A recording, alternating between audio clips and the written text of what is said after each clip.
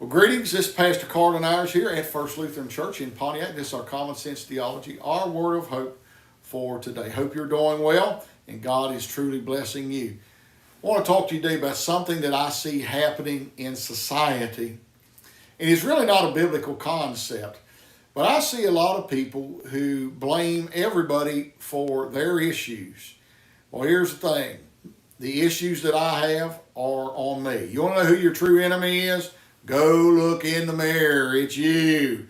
Yes, there may have been somebody who helped cause something or whatever, but here's the thing. I have got to learn to overcome any obstacle that is thrown at me. I can't keep blaming everybody else for my failures.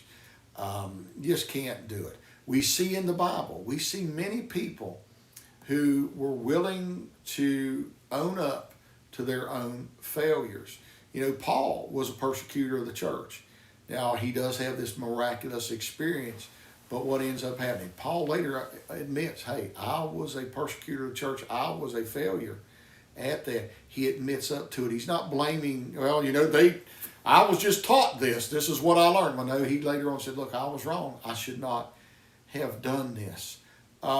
We see it in many characters in the Bible, but owning up to things, taking ownership, realizing that when I fail, it's not somebody else's fault, it's my fault. You know, you fooled me once, shame on me, fool me twice, fool me once, shame on you, fool me twice, shame on me.